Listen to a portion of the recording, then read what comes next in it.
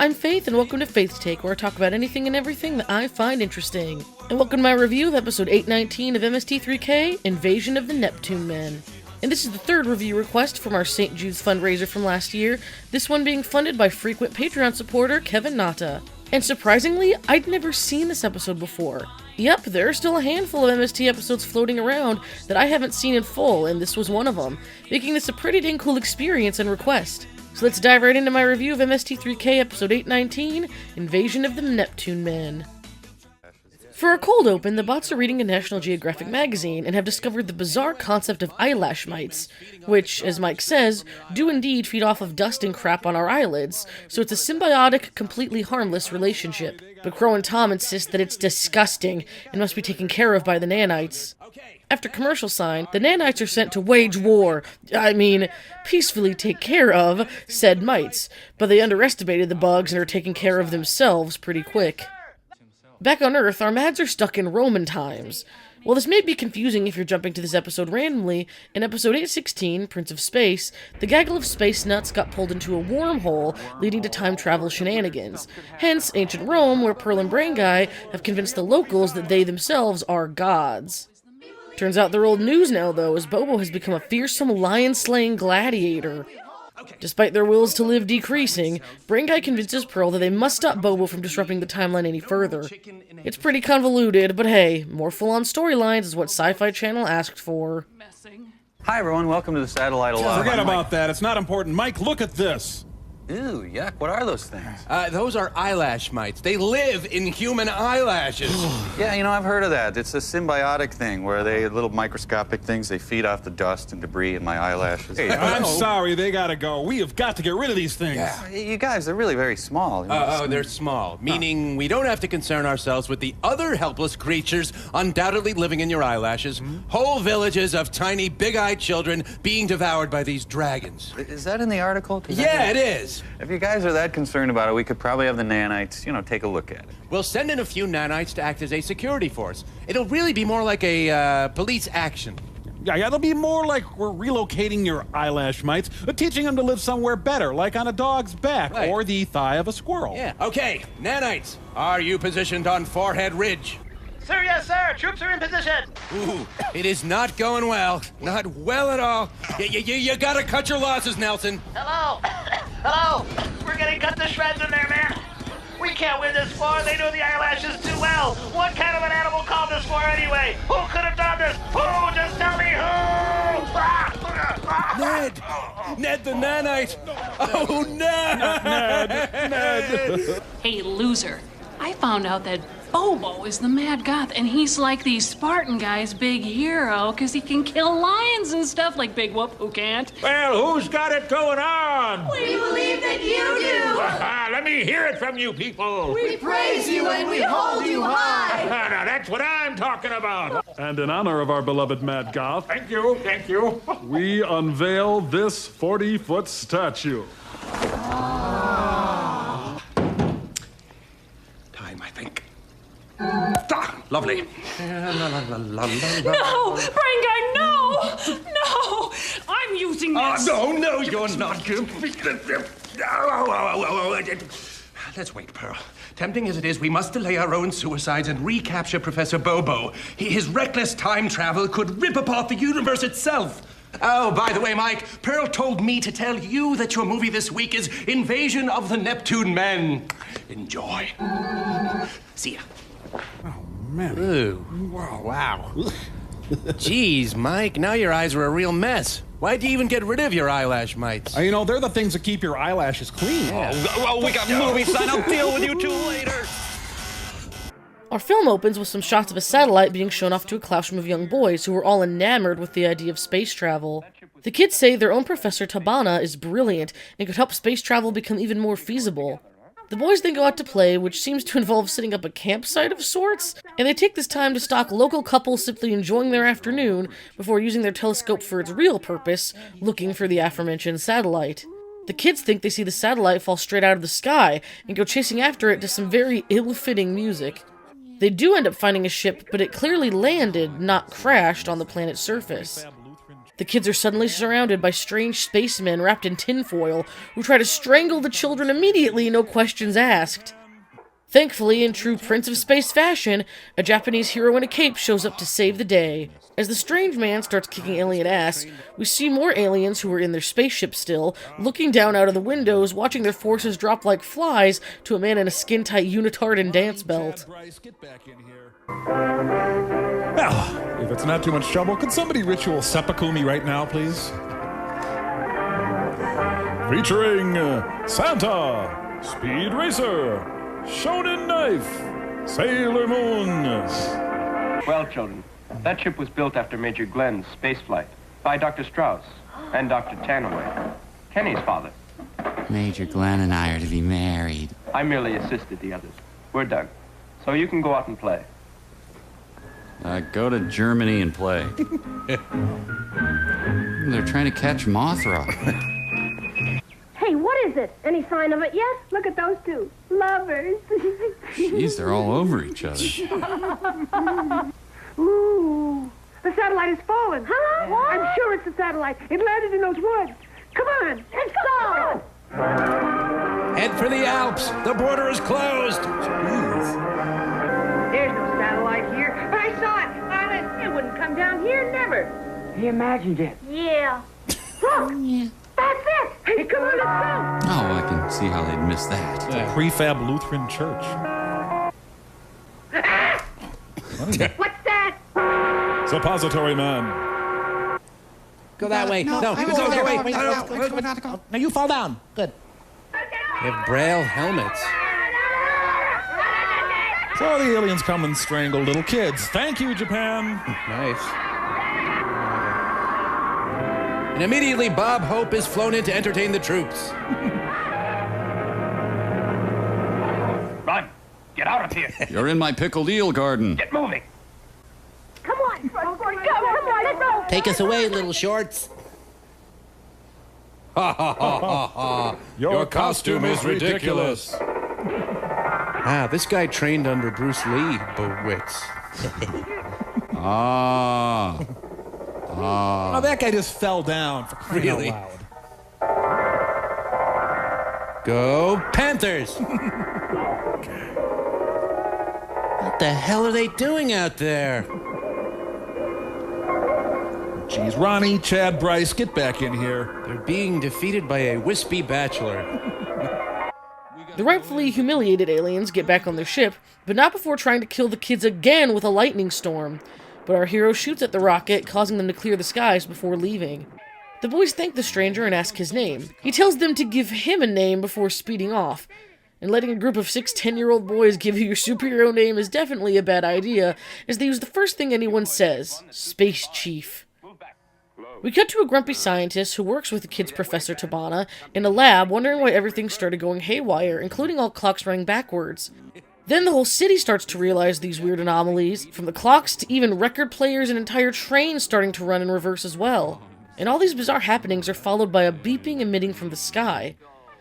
The press rush to the scientists, asking what could have happened, while the boys rush in to tell Tabana and the old scientist, who's actually Kenny's father, because obviously one of the boys has to be named Kenny, about their near death to metal alien people.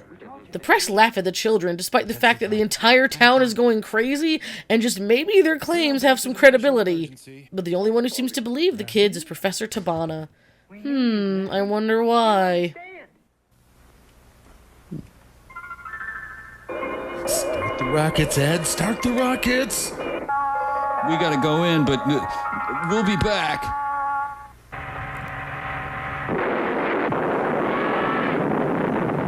Draw a storm. What the hell did I do that for?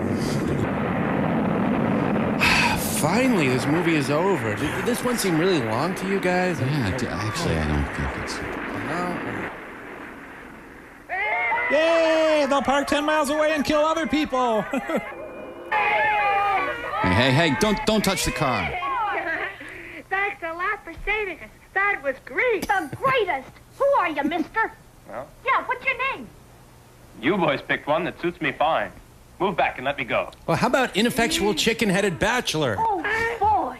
That's Space Chief. And he's real. Space Chief, guys. He's When he spins around and strafes the kids.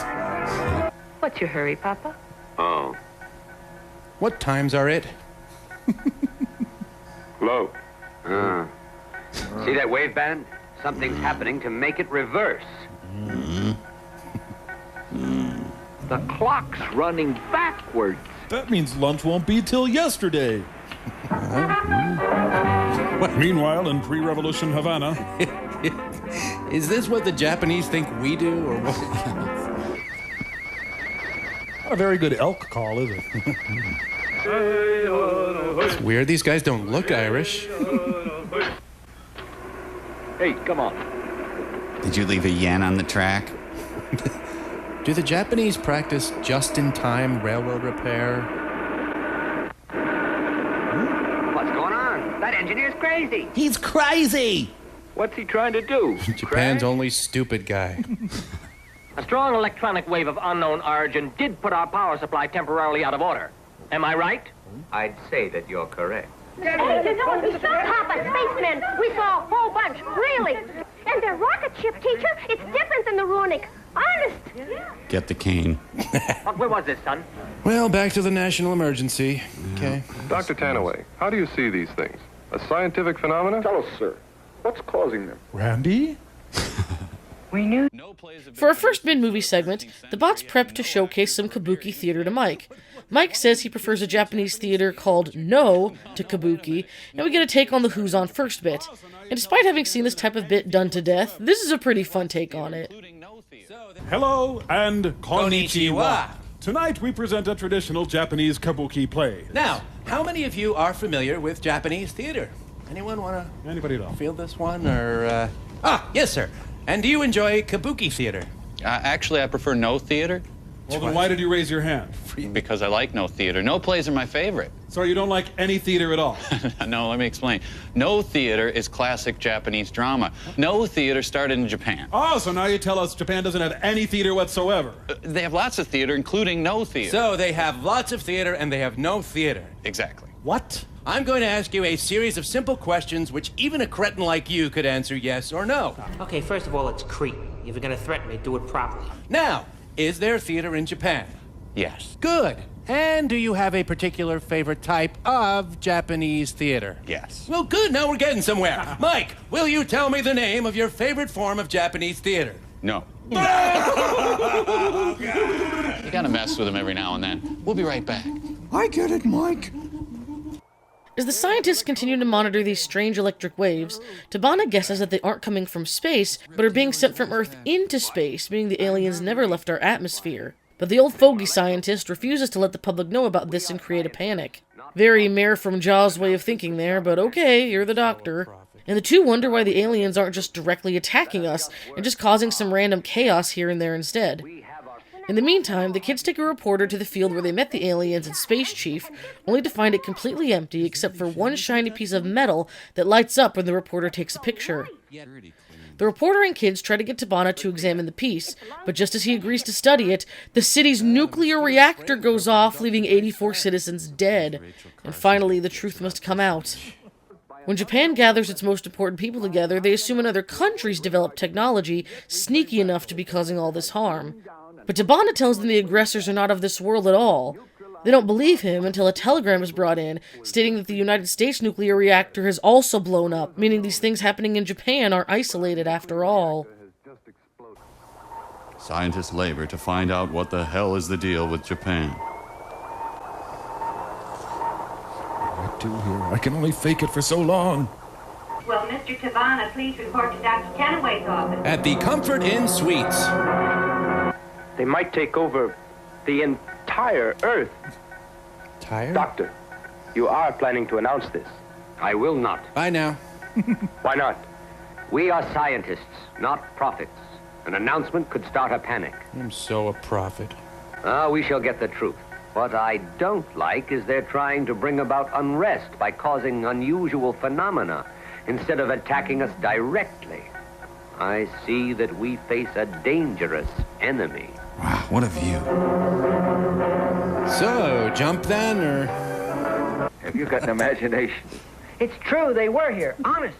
I know, like your space chief. Come on, I heard it all before. You did come here, too. Don't break me up. I got to take a picture. Okay. Hey, look at this. It flashed when that bulb went off. Part of the ship, you think? Yeah, Space Chief shot at him, and this must have come off. Is there any shame we can attach to it? It's so light. Yet filling. Cabana's the one who'll know. Why did I buy a ride for my living room? So what? You explain it. Your spaceship landed there. Oh, my spaceship. When we bought it, it was our spaceship. That shiny object. I'd like to put it in my nest. Does it back up those... Apparently the kids have level 5 security clearance. I'll do a test now. Ooh, Grandpa tried to program his VCR. Our largest nuclear reactor exploded at 5:20 p.m. yesterday. 84 people are dead. Mr. Tabana, his assistant, will now give his opinion of the situation. Can't get enough soup, sugar crisps. I understand some young school children have seen a spaceship.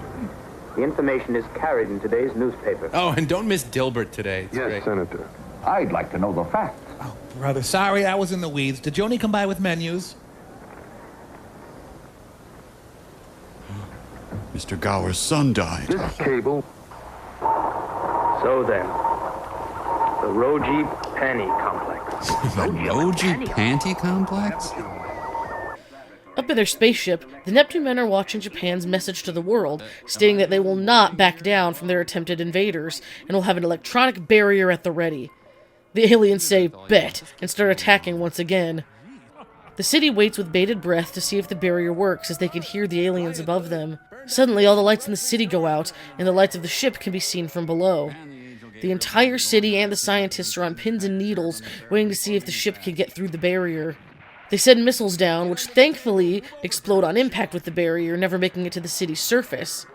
After this failure, the aliens say screw it and fly directly toward the city themselves, but the electricity of the shields throws their whole ship out of whack, and they double back, causing all the lights in Japan to turn back on. The celebration is short-lived as the higher-ups decide they need to create a weapon capable of combating the aliens. While defense is important, offense will be impossible if they don't invent something soon to keep the Neptune men at bay for good. And there is no need to despair as yet. Okay, now despair. Okay, guys, let's lay down that lead guitar track just one more time. The electro barrier sets up a dome of electrons, completely covering any city beneath it. If it's really tiny. We turn on the power? What can we do? Yeah. Will the barrier protect us? I don't know, we just threw it together, I mean. Is it an attack? Hear anything? Can they trust that barrier? It's strong. That's That right, kid. isn't it? Gamera, get back in your kennel. Run! Riot, loot, burn down the Asian grocery stores. No, wait. Oh, Jimmy Osmond and Santa, save us! They're attacking St. Louis. And the angel Gabriel's in the lead along the rail. St. Michael's in second. There's a pack of cherubim and seraphim closing in fast. Yay. It's the aliens! I'm scared. Me too. I'm losing weight as we invade, thanks to my new sauna suit. Well, the first version of Pac-Man wasn't very much fun. The washer is off balance. Our office furniture. Our honeycombs! Jeez, they're making the chicken men of Crankor look super confident and dignified. Thank God. And his son, Santa Claus. We have found rhodium and panium in their home. Again. And the plus alpha electron is... I think it could work well. Or well-ish. Or... And yet... Or guide the ship to sea. Or run away in a panicky mob as usual. Back on deck, Tom is suffering from Roji Panty Complex like in the movie, making him bedridden. If this is a sideways reference to Tom's love of underwear from the movie, it's appreciated. As Tom moans, Mike decides to check on the Mads. Pearl and Brain Guy remind Bobo of who he really is, as it seems that he's forgotten, but just as they seem to be getting through to him, Flavia, aka Bridget Nelson, runs them off. I'm afraid Servo has contracted Roji Panty Complex, so I'm administering panties to him. I think he's gonna make it, but... More panties, Mike. I need another 4-pack. Servo, your body can only absorb so many panties per hour. Please. Well, hello, Bush. No, idiot, it's us. Well, hello, other Bush. It's me, Pearl. Oh, hello. Who's the dead fellow? No, you clod. It is your old friends, Pearl and Observer. Oh. And you do not live in ancient Rome, and you are not some mad goth. Oh. And until 2 weeks ago, you were traveling with us through time and space when you fell into a wormhole, do you remember? I tell you, that could be. The fact is, I got so much water in the brain from lions cuffing me on the noggin, you could be absolutely right. Did I hear you yelling at me about talking bushes? Oh, it turns out that they're very nice. Oh, because sometimes when the bushes talk, it means they need pruning. Gods, what a surprise! Yes, sometimes, when you're a god, you have to just inspect the bushes every now and then. The next morning, the reporters apologized to the gaggle of boys, saying they were right about the spacemen all along. The, I guess, leader of the boys shows off a radar staff he was given by one of the other scientists, and the boys fool around with it for a bit. Well, looking out the window, they see a small object fall from the sky and run after it.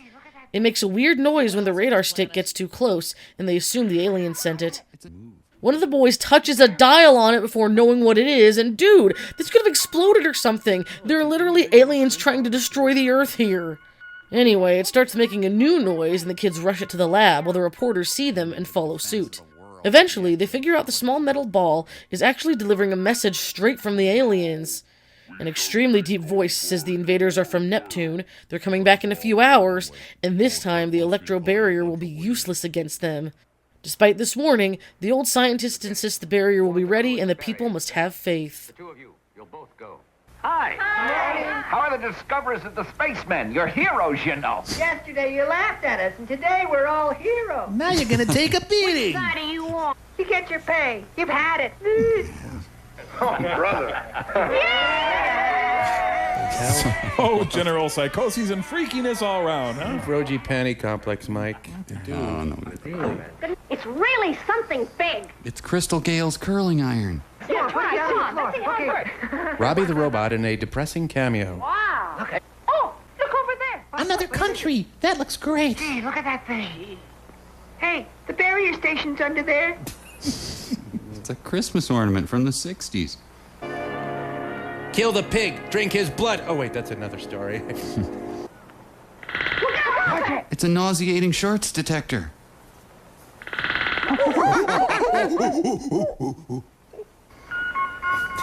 He looks like the Grinch, doesn't he? The forces of the planet Neptune send this communique to the people of the Earth. James Earl Jones. Yeah. You're elect, and this time, your childish electro barrier will not be able to protect you. I buried A few short hours from now, we shall take over your world. That is all. Hold on, wait. Oh, Ted wants me to call you a bunch of wieners. Let's get out of this movie. Step on it. The army and scientists all prepare for the incoming invasion, hoping and praying the barrier will work so no offense is needed. For whatever reason, the children are allowed to stay in the area, because I guess none of the boys other than Kenny have families?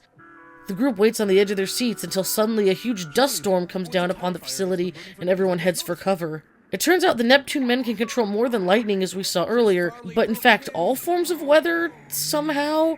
I mean, weather's based on the atmosphere and pressure and stuff, right? And it would be completely different on Neptune than Earth, so how did they know how to manipulate our... You know what? I'm already giving the writers too much credit. There's no way they thought this through. Anyway, the dust storm turns to lightning, which is even more destructive this time, taking down tree limbs, causing even more pandemonium. Once the weather clears, a few soldiers seemingly turn on the others, disobeying orders and shooting an officer down while two of their comrades make it into the building. Of course, the children are the first to figure this out, and just before the alien guards can slaughter them, Space Chief shows up after being absent for 40 minutes of screen time where nuclear plants exploded and countless lives have already been lost. What a hero. Excuse me, I'm saluting. Oh, don't say hi to them, that's fine, sure. Wow, they love their collector's plates here. Mm-hmm. Oh, I'm missing my story. The Department of Children is staffed round the clock. Oh, Look at that. What? Oh, it's a tire fire that's been burning for days. I just noticed it. A very average summer storm is coming. Let's find the children. They'll know what to do. This is a red alert. Repeat, a red alert. You're dead, Red Alert. Take shelter! Take shelter! But eat all you take. I think they're trying to pass off a summer shower as an action sequence here. Yeah. That's what's going on. When Debbie comes marching home again, hurrah, hurrah, we'll give her a panty girdle then, hurrah. Halt! You there, halt! Why don't you swing in here with me? I gotta renew my license tabs. Halt! They're here! A tiny stick! No! Cancel the invasion! Space Chief, he's running over us. All right! This gun has the power to put their uniforms back on. Well, we didn't get shot, but we're gonna die anyway. Tear him up! Rip him apart! To make the insanity at the lab even worse, Space Chief runs inside to apprehend more aliens when an explosion occurs. But before that can be dealt with, Grandpa Scientist is sick from the electroshock or something like that. Now it seems Tabana is in charge of things, and still no one is sure what to do or what's going on. We see a lot of footage of guys walking down hallways and driving into fields, but I'm not exactly sure what the purpose is. But the news hits that the spaceships are flying all over the world and bringing snowstorms with them. Again, not really understanding this whole weather thing, but it doesn't matter anyway, as the snow stops as quickly as it started. It turns out the barrier kept them from freezing the planet to death, but the aliens are focusing their efforts on getting the barrier destroyed. To keep the barrier safe, the scientists move the technology fort underground, as it can still protect the city at that distance. Unfortunately, a spaceship was close enough to get trapped inside the barrier, which kinda defeats the point of a barrier, you know. This resulted in the city having to evacuate, meaning the whole barrier-moving thing was absolutely useless. As the public panics trying to escape, the spaceship takes off again, so the scientists lower the barrier. What's the point of the barrier at all now? Why is any of this happening? It's the Keystone Kids. Wow, big old space beef. Keep off me, Hideo. Stanley, the doctor's ill. What's happened? Tannoy, what's happened? He's ill? Why, he should be ashamed. Very dishonorable. Dr. Child arrives. What's he got, Jimmy? Boogie fever. Electronic shock, apparently. Yes? Oh, 1 minute. For you. Some guy says your inflatable doll's on back order. Squad B, Captain speaking. We bring you now to Brule, Wisconsin. Hey, look out, look out! Oh. The catacombs of ancient Legoland. Hey, look! It's snowing! Yeah, he's right. Look. Hooray! We get off school today! The most snow day. No? Unbelievable, they've managed to make the movie more irritating. Haruf. Go ahead and take it to the bridge now. Take it to the bridge. Space Chief is the guy they need. We must leave our pueblo. The thermometer is rising. It is. It's going up. Why do we all live together with no adults? Hey, the sun is stopping. The sun, yeah. Our quick and pointless plot cul-de-sac is over. Fortunately, their plan to destroy the human race by lowering the temperature of our planet was foiled by the electro barrier which they tried to blow up. Yay? However, we have put it in an underground laboratory where it will continue to protect us all. I also invite you to the caning of 5 children. At the same time, this has brought about a dangerous situation since the spaceship is trapped within the barrier. All persons are to leave the city at once from assigned transport station. But how much are the oscillating fans? Attention, attention. Let's see. I forgot what I was going to say. I'm sorry. Yeah, right. Please do not panic! Patients are evacuated from the Center for Blowfish Poisoning. Whatever happened to that guy, Space Chef? Chief. Chief Chef? What? No, Space Chef. Space Chief. Oh. The spaceship has just been launched. Right. Lower the barrier. We must be crazy to have a barrier this low. For a final mid-film segment, our guys ain't doing so hot. In fact, this movie has broken them down, and honestly, I can't blame them. It's been quite boring for quite a while. The trio is in mourning their movie when they get a special visit from none other than the balking leader of Crankor. This helps lift the guys' spirits as they have an awkward chat with a much better Japanese space villain. I mean, we've had bad movies before, Mike, but this one, I know, Tom. I know. My will to live, Mike, draining fast. To be dead, to be nothing, to watch Neptune men no more. It's the Phantom Dictator of Crankor from Prince of Space, Crankor! All right. Yes, it is I. And as you can see, I have come back to conquer your puny satellite once and for all. Oh, God, it is good to see you. Last time you did not seem to like me very much at all. No, Crankor, don't say that. No, that was before this horrible movie we have today. I think we've learned to appreciate what we had with you guys. Yeah. Right, yeah. Hooray! Well, you've been keeping busy and all? Yes, I have been working hard. I suppose that one could say that I am hardly working. Oh, I love that one. I love this man. Crankor, are you feeling better, Tom? Oh, a lot better, Mike. You know, after a movie like this, to check in with a voice of sanity like Crankor, well, it's healing, isn't it? Yeah, God, I miss him already. Me too. Seeing as how the spaceship is within the barrier, it ejects a bunch of mini UFOs to bomb the hell out of Japan. Explosion after explosion occurs, ruining infrastructure and taking out who knows how many lives, as our heroic space chief is nowhere to be seen. It gets so bad that the evacuating scientists and children are getting bombarded when Space Chief finally shows up to save them. But he's already failing miserably as even more mini UFOs come out to play and destroy more and more cityscape, including a random Hitler building? Like, I'm gonna freeze frame for a second just to ask, what the actual heck is this? Anyway, after rightfully blowing that building up, the aliens keep up the attack on much more innocent buildings.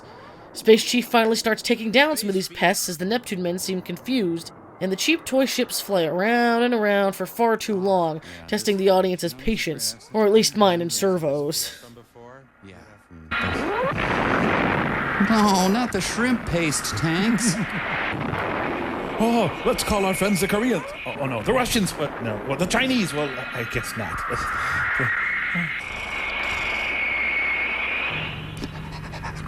Hey, two little chips, look! Two little chicks? What is he, Sinatra? So they all carpool to Ground Zero. Space Chief's off having a couple of Sapporos with Jet Jaguar and Prince of Space. Oh, and now Old Faithful goes off. Great. Hey, Space Chief. Space late. Space Chief failed miserably and tried to cover up his shame. Marry me. No. The end. What? What the?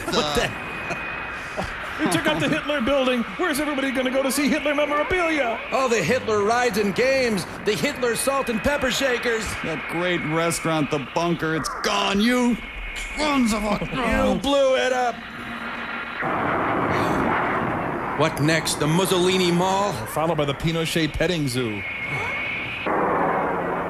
Ah, yeah, this footage. You know, this is great. I have such great memories of this footage. From before? Yeah, from 3 times before. You know, I am starting to get a sense of Space Chief's ultimate vulnerability, though. I think we're going to hear a deft and poetic monologue from Space Chief about his loneliness.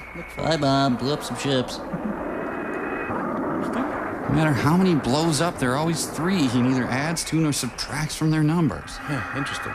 Minus X6, minus Y10. It's modern clocks. What the hell time is it? Do any of these kids have names? Well, they're so distinct, I don't think there's any reason to give them names. You know, Space Chief would really try going up into space sometime. Yeah, he's more like lower atmosphere Chief. Barely off the stupid ground, Chief. And this is the movie's climax, I guess? Watching tacky little toys putz around for a while. Supposedly, Space Chief is doing a good job taking out these aliens, but again, not after wasting time who knows where.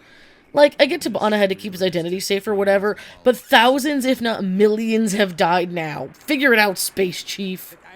The battle is also so foggy, those below can't really see it, and neither can our riffers, as Mike and Crow admit that they can't handle it anymore, and both leave to take a break from the riff, which is very not allowed, leading to their oxygen being taken out everywhere else on the SOL.